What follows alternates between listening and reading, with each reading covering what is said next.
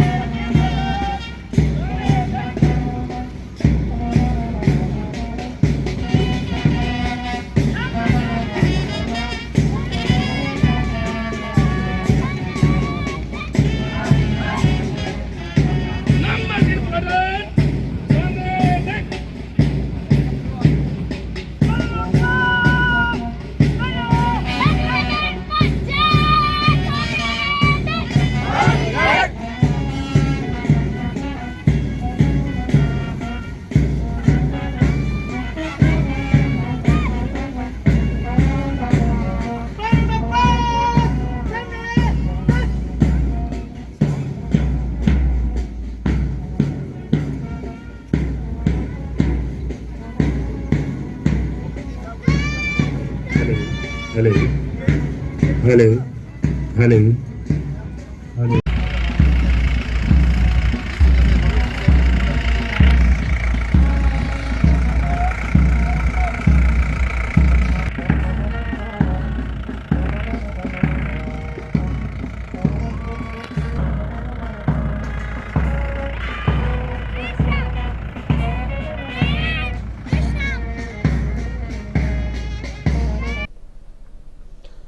क्षेत्र की गौशालाओं से सहयोग लेकर लंपी स्किन डिजीज से प्रभावित बेसहारा व निराश्रित गोवंश को गौशालाओं कांजी हाउस में स्थानांतरित करने के लिए पशुपालन विभाग के संयुक्त निदेशक डॉक्टर ओम प्रकाश केलानिया ने नगर परिषद आयुक्त को पत्र लिखा है।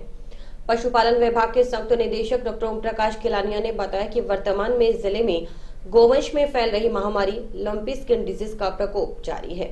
इससे लावारिस व बेसहारा गोवंश भी प्रभावित है। विभागीय संस्थाओं की ओर से पशु चिकित्सा कार्य किया जा रहा है। कार्यालय नियंत्रण कक्ष में प्रभावित लावारिस बेसहारा गोवंश में रोग की सूचना प्राप्त हो रही है। लावारिस गोवंश नगर परिषद क्षेत्र में विभिन्न स्थानों पर विचरण होने के कारण उपचार में अत्यंत कठिनाई का सामना भी करना पड़ रहा है।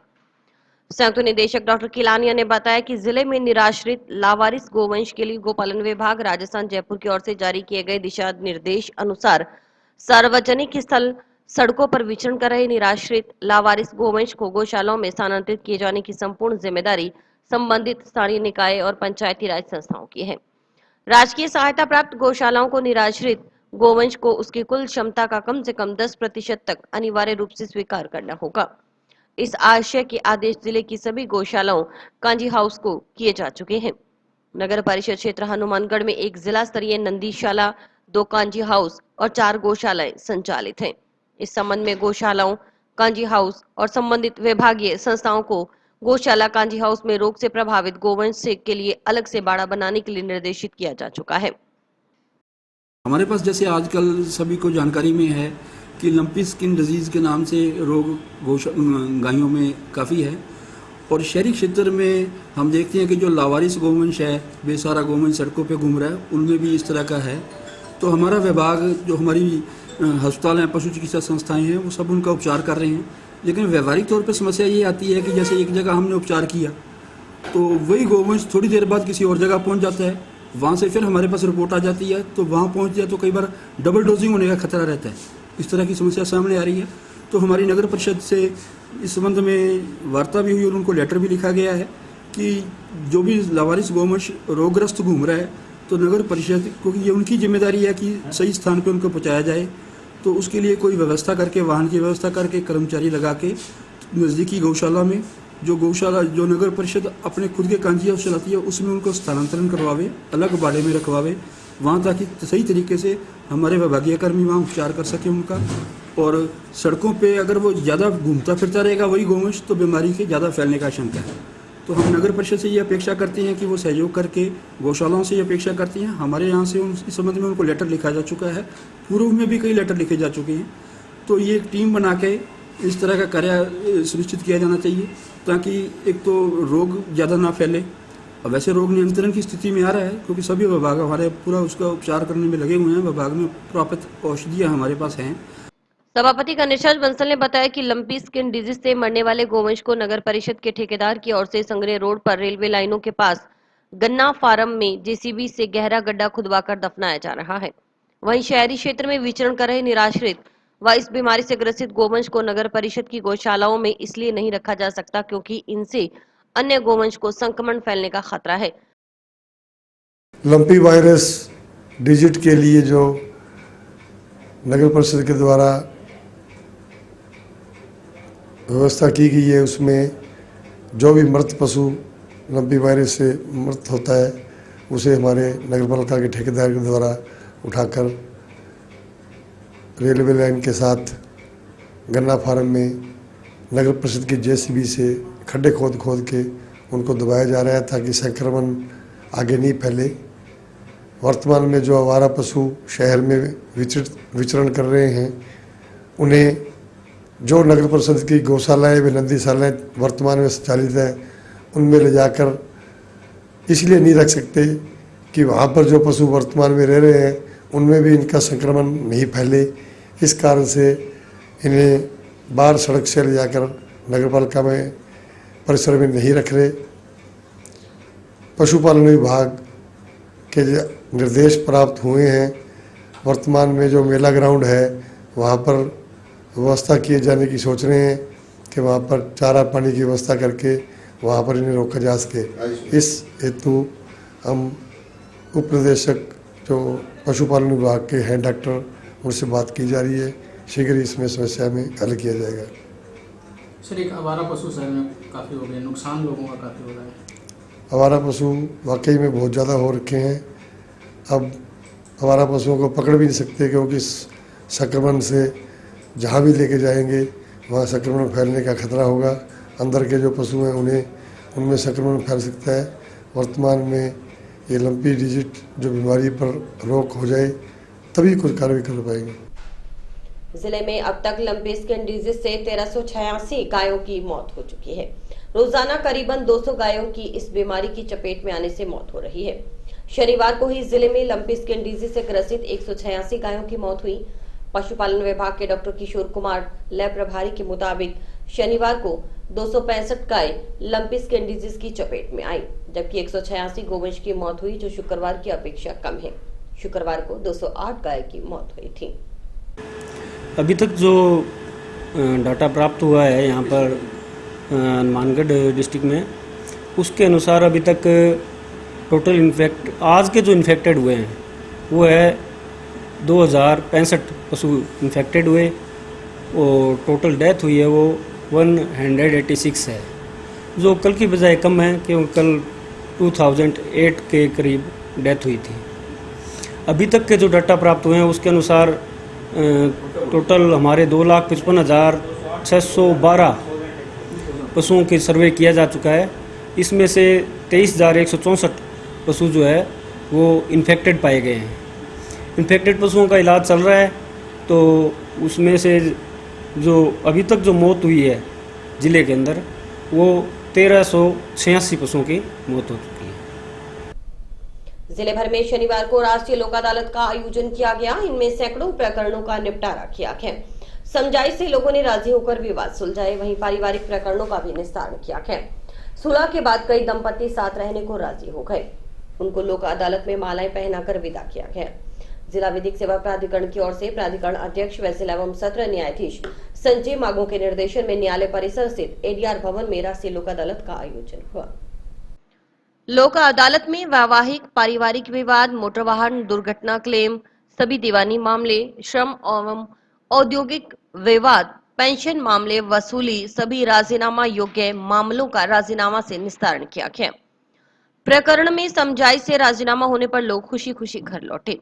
लोक अदालत में सैकड़ों मामलों का राजीनामा के जरिए निस्तारण हुआ।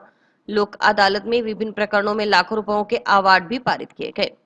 एडीआर भवन में आयोजित राष्ट्रीय लोक अदालत में पारिवारिक न्यायालय के न्यायाधीश परविंदर सिंह, काउंसलर एडवोकेट रेशमी सिहाग के मध्यस्थता से 3 घर बसे अनेकों मामलों में राजीनामा से निस्तारण भी हुआ। काउंसलर रेशमी सिहाग ने बताया कि टिब्बी सलेमगढ़ निवासी मांगीलाल का विवाह हिना कौर के साथ 2015 में हुआ था। उनकी 2 संतान हैं।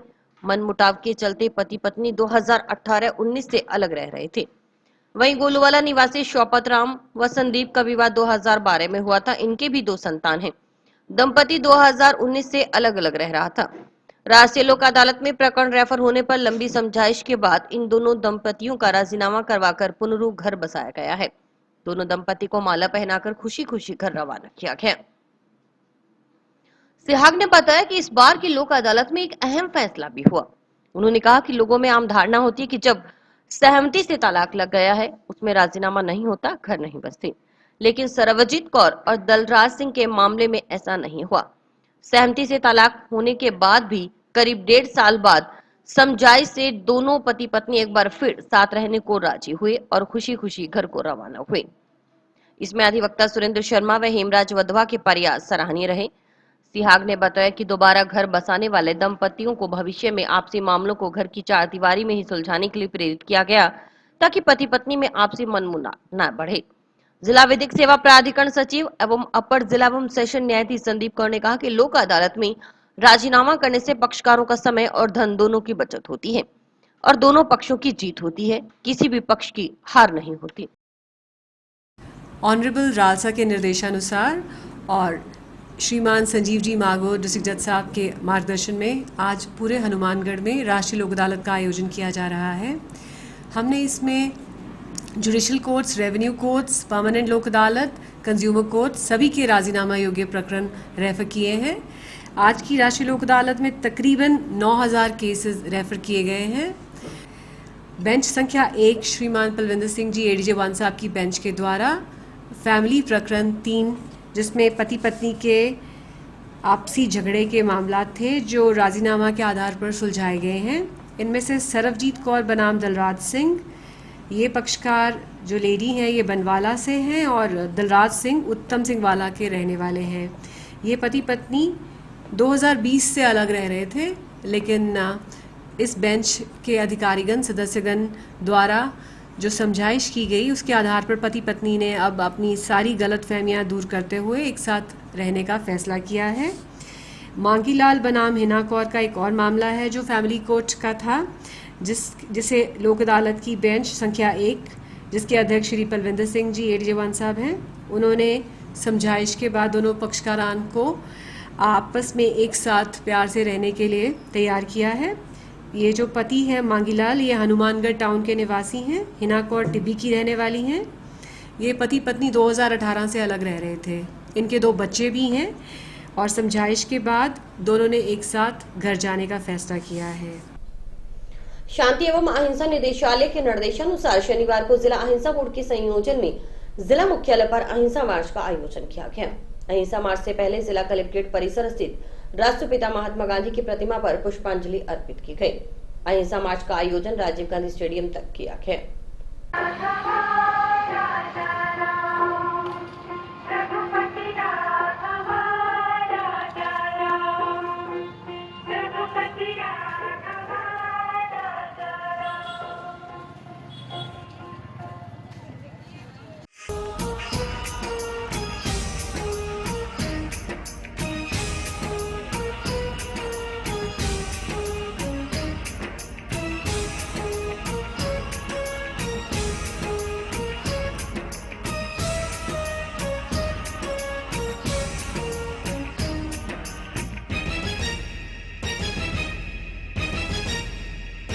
राजस्थान के लोकप्रिय मुख्यमंत्री अशोक गहलोत जी ने पूरे राजस्थान में शांति व हिंसा निदेशालय के तत्वाधान में पूरे राजस्थान में जिला स्तर पर, ब्लॉक स्तर पर अहिंसा तिरंगा यात्रा का आयोजन किया गया है और देश में एकता और भाईचारा सांप्रदायिक सद्भाव को मजबूत करने के लिए ये रैली का आयोजन किया गया है जो पूरे राजस्थान में हर ब्लॉक स्तर पे मनाई जा रही है। साथ ही अशोक गहलोत जी की सरकार ने आज़ादी का 75वां वर्ष अहिंसा, सत्य और गांधी जी के दिए हुए संदेश के द्वारा मनाई जा रही है। आज हमने हर घर तिरंगा यात्रा के तहत जो राज्य सरकार का मिशन भी है, अभी गांधी जी की प्रतिमा पर माल्यार्पण किया। देशभक्ति, राष्ट्रभक्ति से परिपूर्ण इस यात्रा का उद्देश्य जो है वो हर व्यक्ति को अपने देश के लिए समर्पित करने का भाव पैदा करना है। आज ये तिरंगा रैली हमने 15 अगस्त को याद करते हुए जो हमारे देश के लिए शहीद हुए थे उनके लिए निकाली गई है। ये कलेक्ट्रेट की कोठी से लेकर राजीव गांधी स्टेडियम तक निकाली गई है। ये हमारे देश के लोगों को जागरूक करती है। भाजपा के एक कार्यकर्ता भारत माता की जय जय घोष करते हुए सड़कों पर निकले तो वातावरण देशभक्ति से सराबोर हो गया। मुख्य मार्ग ही नहीं, गली मोहल्ले भी देशभक्ति से ओतप्रोत नजर आए। मौका था आजादी के अमृत महोत्सव के तहत भाजपा की ओर से देश भर में चलाए जा रहे अभियान के तहत नगर मंडल जंक्शन और टाउन के कार्यकर्ताओं की ओर से निकाली गई तिरंगा यात्रा का। शहर में दर्जनों स्थानों पर आमजन ने तिरंगा यात्रा का पुष्प बरसाकर स्वागत किया।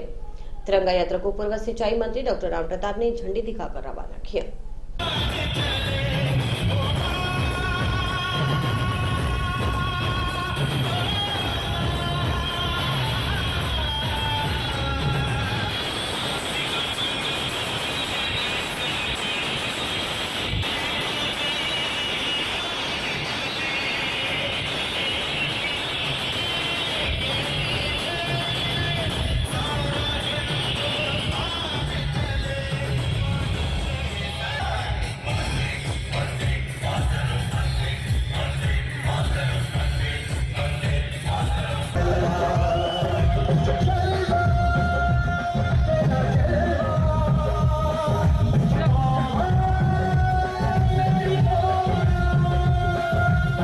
आज़ादी के 75वें वर्ष में पूरा भारत अमृत महोत्सव मना रहा है।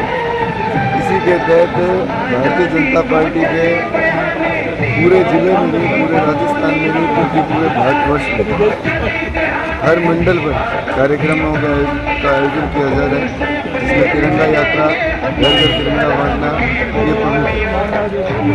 निश्चित तौर पे जो प्रधानमंत्री जी का एक ये कार्यक्रम ये पूरे देश में देशभक्ति की अलग जगाना और उन वीर शहीदों को एक श्रद्धांजलि अर्पित करने का जो कार्यक्रम निश्चित तौर से बहुत सफल और शानदार कार्यक्रम था। और आज इसी के तहत हम नगर मंडल हनुमानगढ़ जंक्शन भव्य तिरंगा यात्रा निकाल रहे हैं। पूरे बाजार से हम होते निकलेंगे, दुकानदारों को तिरंगे वितरित करेंगे और सभी को प्रेरित करेंगे कि 15 तारीख तक अपने हर प्रतिष्ठान और घर में तिरंगा लगाएं और जो देशभक्ति की भावना देश के लोगों में है उसे और अधिक जागृत। और अभी वक्त है एक ब्रेक का।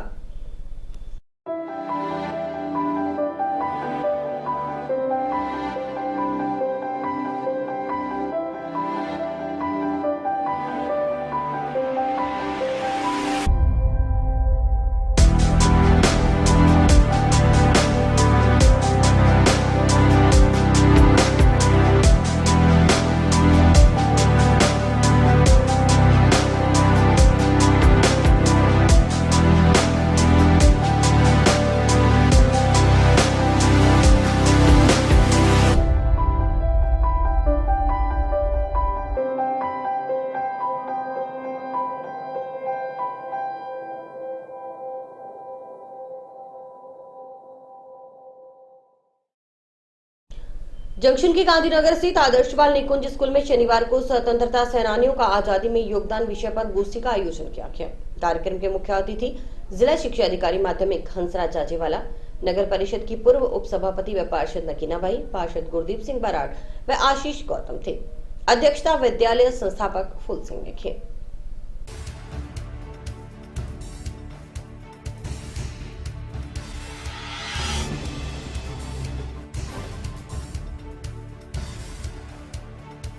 कहने का मतलब ये है कि भारत की आज़ादी जो है वो बहुत महान वीर सपूतों की जो कुर्बानी दी है उनसे वो गांधी जी के अहिंसा मार्ग से पूरा जीवन जो है वो अपना अहिंसा पे चलते हुए देश को आज़ादी जो दिलवाई है। उन वीर शहीदों को याद करते हुए, गांधी जी को याद करते हुए हम ये जो है आज़ादी का अमृत महोत्सव जो है मना रहे हैं। इस पे राज्य सरकार की, केंद्र सरकार की ये योजना है और ये आदेश भी है कि सभी घरों के अंदर जो है 13 से 15 अगस्त तक जो है हर घर पे तिरंगा जो है वो लहराना चाहिए, हर संस्था पे जो है तिरंगा लहराना चाहिए। बच्चों को तिरंगे की आन मान और शान के बारे में जो है पता होना चाहिए। आज़ादी के लिए कितना संघर्ष जो है हमारे शहीदों ने किया था, हमारे जो महापुरुषों ने किया था, उसकी जानकारी जो है आप लोगों को होना चाहिए। आज Adarsh Bal Nikunj senior secondary school Hanumangarh junction में आज़ादी के 75वें महोत्सव पे स्वतंत्रता सेनानियों पर गोष्ठी रखी गई और हमारे बच्चों ने अलग अलग जो शहीद देशभक्त हैं उनकी जीवनी पर प्रकाश डाला। उसके लिए हमारे पास स्कूल में पुस्तकालय है। पुस्तकालय में जो शहीद हैं, हमारे जितने क्रांतिकारी नेता हैं, जितने क्रांतिकारी हुए हैं, उन सब की जीवनियों पर अलग अलग पुस्तकें हैं और हमें उन बच्चों को हम अवेलेबल करवाते हैं। घर में घुसकर मारपीट करने के मामले में टाउन पुलिस ने 3 जनों को गिरफ्तार किया है। गिरफ्तार आरोपियों की पहचान प्रकाश, राम बाबू व बबलू दास निवासी मुखर्जी कॉलोनी टाउन के रूप में हुई है।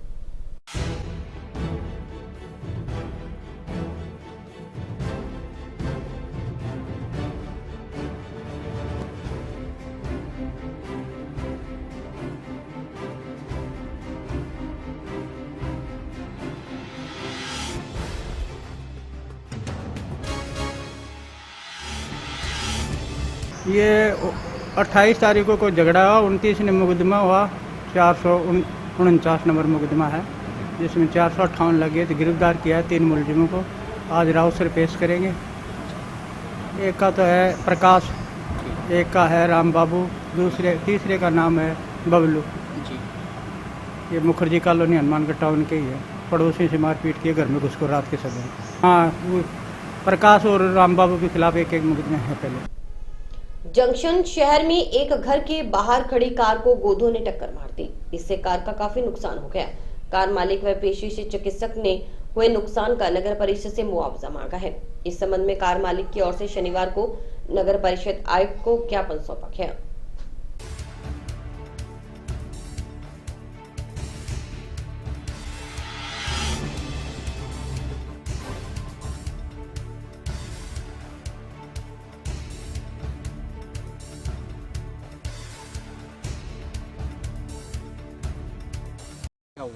आज सुबह जैसे मैं घर से बाहर निकला ड्यूटी आने के लिए, तो बाहर भागता हुआ गोदा आया जिससे मेरी गाड़ी को टक्कर मारी। मैं डॉक्टर राजेंद्र सुखानी पशुपालन विभाग में डिप्टी डायरेक्टर पद पे कार्य कर रहा हूँ। तो आज नुकसान हो गया, उसके लिए मैंने लेटर लिखा है आयुक्त नगर परिषद को और उसकी कॉपी दी है मैंने श्रीमान कलेक्टर को।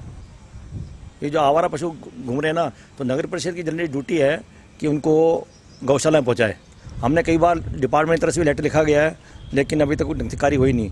तो इसके कारण से आवारा पशु बहुत घूम रहे हैं। तो मैं तो नगर परिषद कहता हूँ कि रिक्वेस्ट करूँगा कि आवारा पशुओं को जल्दी से जल्दी गौशाला में पहुँचाए। बाबा रामदेव रुणेचा धाम जाने वाले पैदल यात्रियों के लिए ग्राम पंचायत 2 के वार्ड 13 में गांव मक्कासर की श्री बाबा रामदेव सेवा समिति की ओर से पहला भंडारा लगाया जा रहा है। शनिवार को भंडारे का शुभारंभ हुआ। ये भंडारा 22 अगस्त तक चलेगा। समिति पदाधिकारियों ने बताया कि ग्रामीणों के सहयोग से लगाए जा रहे भंडारे में रुणेचा धाम जाने वाले पैदल यात्रियों के लिए चाय, नाश्ता, भोजन, ठहरने, नहाने, मेडिकल आदि की सुविधा उपलब्ध रहेगी।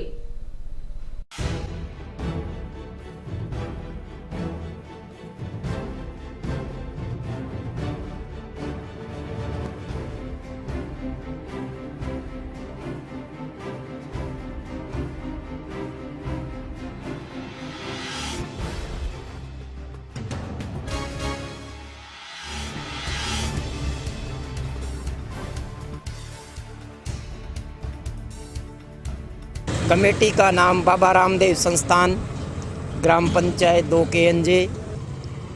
के हमारे यहाँ वार्ड नंबर 13 में गली नंबर 1 में बाबा रामदेव रुणेचा धाम के लिए जो पैदल यात्री जा रहे हैं, उनकी चाय, पानी, भोजन आदि की व्यवस्था के लिए हमने ये भंडारा, प्रथम भंडारा आज शुरुआत की है।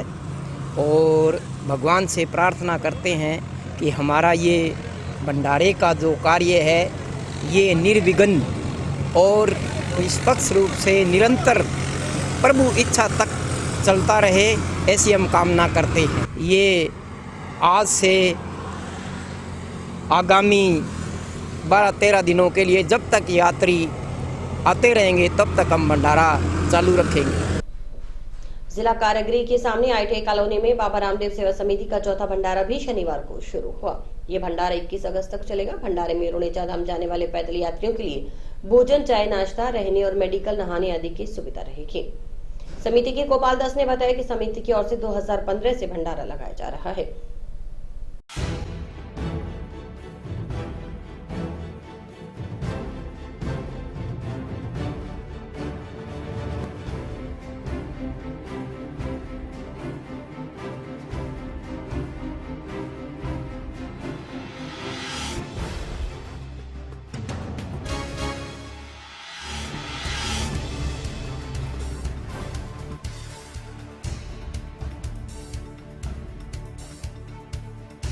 आज बाबा रामदेव जी का सेवा समिति ITI colony 3 number ward Hanumangarh junction Makkasar फाटक के पास भगत देवीलाल उर्फ जोनी बाबा, हम 2015 से भंडारा लगा रहे हैं। 15, 16, 17 बीच में 5 साल लगाया नहीं। उसके लिए हम बाबा से माफ़ी मांगते हैं और बाकी आगे भी जो बाबा हमारे सुनता रहेगा, हम बाबा के लिए सेवा में हाजिर हैं। 12 तारीख से सेवा समिति स्टार्ट करी हमने। 12 तारीख से 21 तारीख तक पैदल यात्रियों की 24 घंटा भंडारा, चाय, पानी, खाना, नाश्ता, सोने की व्यवस्था, मेडिकल सेवा।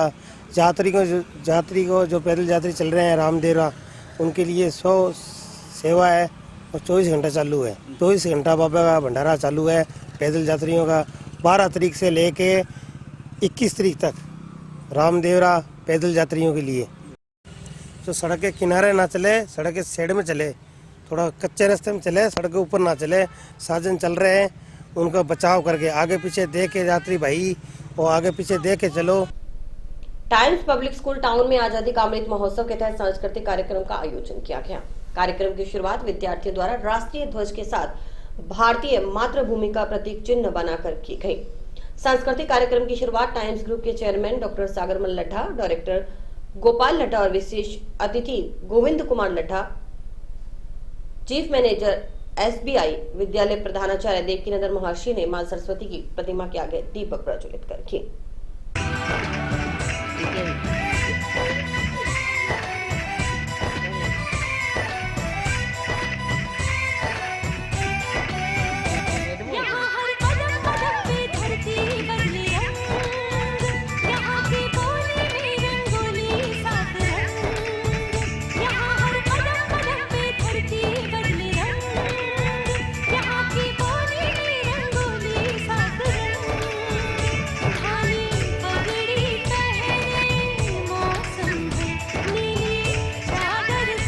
प्रधानमंत्री नरेंद्र मोदी की ओर से 13 से 15 अगस्त तक हर घर तिरंगा फहराने के लिए आह्वान से प्रेरित होकर टाउन निवासी प्रेरणा पाहूजा ने शनिवार को स्कूटी पर जंक्शन से टाउन में भटनेर दुर्ग तक पहुंचकर राष्ट्र भावना का संदेश दिया। इससे पहले प्रेरणा पाहूजा ने जंक्शन के शहीद भगत सिंह चौक पर स्थापित शहीद की प्रतिमा को नमन किया। आजादी को चली बहाने दीवानों की टोलियां, आजादी को चली बहाने दीवानों की टोलियां, खून से अपने लिख देंगे हम इंकलाब की बोलियां, हम वापस लौटेंगे लेकर आजादी का टोला। मेरा रंग दे, मेरा रंग दे बसंती चोला, मेरा रंग दे बसंती चोला, मेरा रंग दे बसंती चोला माए। मैंने 13 से 15 जो अपील की गई थी मोदी जी के द्वारा राष्ट्रीय झंडा लहराने की, उस अपील की वजह से मैंने भी झंडा लहराने का निश्चय किया। इसलिए मैंने भगत सिंह चौक को चुना और भगत सिंह चौक से मैं टाउन भटनेर दुर्ग तक जाऊंगी स्कूटी पे अपनी, इस वजह से कि ताकि एक तो मतलब टाउन और जंक्शन की एकता का प्रदर्शन हो और एक राष्ट्रीय युवा है वो भी जागरूक हो और जिस झंडे के लिए वीरों ने बलिदान दिया है वो उसका सम्मान करें, उसके लिए लड़ें, आज भी उसके लिए कार्य करें। और इसी के साथ समाचार समाप्त हुए। रोजाना देखते रहिए समाचार। नमस्कार।